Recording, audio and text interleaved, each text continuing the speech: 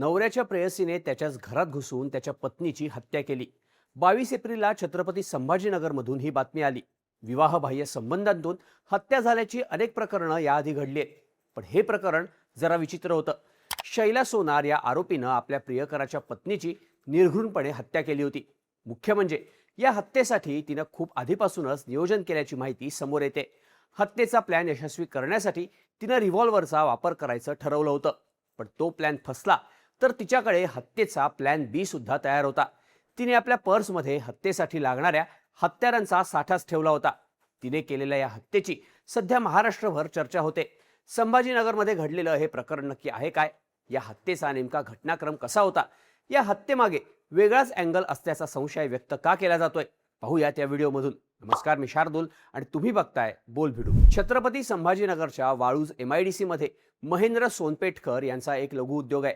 2009 मध्ये शैला सुनील सोनार ही महिला महेंद्रच्या कारखान्यात कामाला लागली. नंतर हळूहळू त्यांची ओळख वाढली, त्यांच्यात जवळीक वाढली आणि त्यांचे प्रेमसंबंध सुरू झाले. त्यांचे हे संबंध विवाहबाह्य होते. पण 2011 नंतर त्यांच्यात वाद व्हायला सुरुवात झाली. वाद विकोपाला गेल्यानंतर महेंद्रने शैलाशी असलेले सगळे संबंध तोडून टाकले. पण शैलाने महेंद्रचा पिच्छा काही सोडला नाही. ती महेंद्रला अत्याचाराच्या खोट्या गुन्ह्यात अडकवण्याची धमकी देऊन सतत पैशांची मागणी करायची. नाईलाजानं महेंद्रला पैसे द्यावे लागायचे. अशाच धमक्या देऊन शैलानं महेंद्रकडून तब्बल 36 लाख रुपये उकळले. आता हे सगळं सुरू असतानाच 2024 मध्ये महेंद्रने शैलाला पैसे द्यायला नकार दिला. तिने पुन्हा एकदा खोटा गुन्हा दाखल करण्याची धमकी दिली. पण महेंद्रनं तिच्याकडे दुर्लक्ष केलं. त्यामुळे एप्रिल-मे 2024 मध्ये शैलानं वाळूज MIDC पोलीस स्टेशनात महेंद्रच्या विरोधात तक्रार दिली. महेंद्रने 2011 नंतर वारंवार आपल्यासोबत जबरदस्ती शारीरिक संबंध ठेवले. त्यानंतर लग्नाचं आमिष दाखवून अत्याचार केला, मानसिक आणि शारीरिक छळ केला, पैशांवरून वाद झाल्यावर धमक्या दिल्या.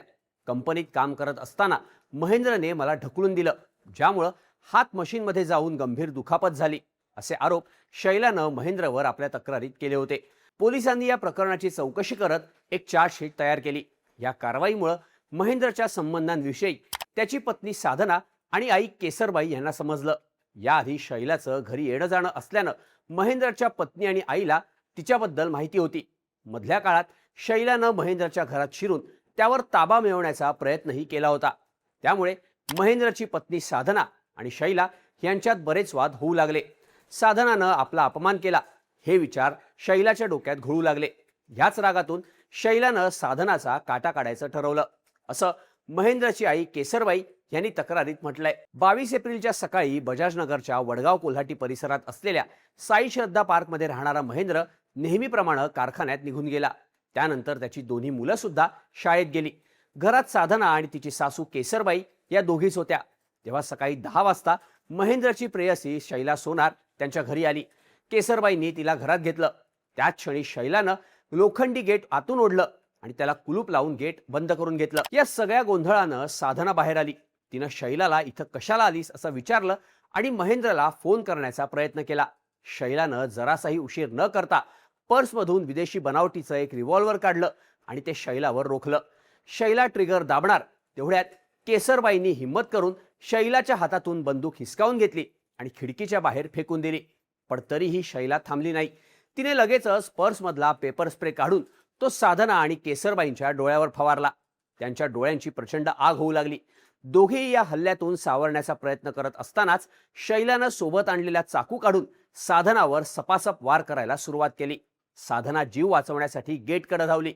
तेव्हा शैलानं मागून तिच्या पाठीत चाकू खुपसला. या वारानं साधना जागीच कोसळली. शैलानं तिला ओढत ओढत हॉलच्या मध्यभागी आणलं आणि तिच्या डोक्यावर, पोटावर, मानेवर, चेहऱ्यावर आणि गळ्यावर असंख्य वार केले. साधनानं तिला प्रतिकार करण्याचा प्रयत्न केला, पण शरीरावरच्या जखमांमुळे तिची अवस्था बिकट झाली होती. केसरबाईंनी शैलाला अडवण्याचा प्रयत्न केला, पण शैलानं त्यांना ढकलून दिलं. शैलाच्या वारांनी साधनाच्या शरीराची अक्षरशः चाळण झाली होती. तिच्या शरीरातून प्रचंड रक्त वाहून गेल्यानं तिचा मृत्यू झाला. घरात सुरू असलेल्या या आरडाओरड्यानं घराबाहेर शेजारी गोळा झाले. पण दार आतून बंद असल्यानं त्यांना काहीच करता येत नव्हतं. त्यांनी लगेचच वाळूज MIDC पोलिसांना फोन करून बोलावून घेतलं. तोपर्यंत शैलानं स्वतःला किरकोळ जखमा करून घेतल्या होत्या आणि घरातल्या बाथरूममध्ये जाऊन रक्तानं माखलेला चाकू धुतला होता. बाहेर लोकांच्या चाललेल्या हालचाली समजल्यानंतर पोलीस आपल्याला अटक करणार अशी भीती शैलाला वाटू लागली. त्याच घाबरलेल्या अवस्थेत तिनं बेडरूममध्ये जाऊन ओढणीच्या सहाय्यानं स्वतःला संपवण्याचा प्रयत्न केला. पण तेवढ्यात घटनास्थळी दाखल झालेल्या पोलिसांनी एका लोखंडी रॉडनं गेट तोडून घरात प्रवेश केला. त्यांनी ताबडतोब आरोपी शैलाला ताब्यात घेतलं आणि तिनं स्वतःला जखमा करून घेतल्यामुळं तिला उपचारांसाठी रुग्णालयात नेण्यात आलं. साधनाचा मृतदेह ताब्यात घेत पोलिसांनी केसरबाईंचा जबाब नोंदवून घेतला.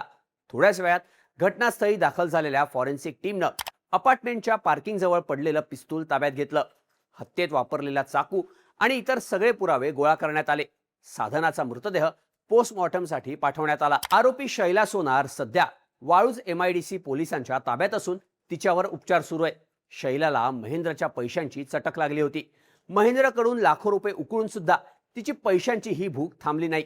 महेंद्रने दुर्लक्ष केल्यानंतर त्याला धडा शिकवण्यासाठी शैलानं हा सगळा प्लॅन केला आणि साधनाची हत्या केल्याची प्राथमिक माहिती तपासात समोर आली आहे. पोलिसांनी चौकशीसाठी महेंद्रलाही ताब्यात घेतलं असून शैलानं आणलेलं रिव्हॉल्वर नेमकं कुठून आलं याचाही तपास सुरू आहे. दरम्यान पोलीस शैलाला पकडून नेत असताना ती रडत रडत कोणाचं तरी नाव घेत असल्याचं सांगण्यात येत आहे. त्यामुळं या हत्येमध्ये आणखी कोणाचा सहभाग आहे का, ही फक्त अनैतिक संबंधांमधून झालेली हत्या आहे की या हत्येमागे वेगळाच अँगल दडलाय, हे पोलिसांच्या तपासात समोर येणार आहे. या सगळ्या प्रकरणाबद्दल तुम्हाला काय वाटतं, ह्याबद्दलच्या तुमच्या प्रतिक्रिया कमेंट करून नक्की सांगा आणि अशाच माहितीपूर्ण व्हिडिओसाठी बोल भिडूच्या YouTube चॅनलला सबस्क्राईब करायला विसरू नका.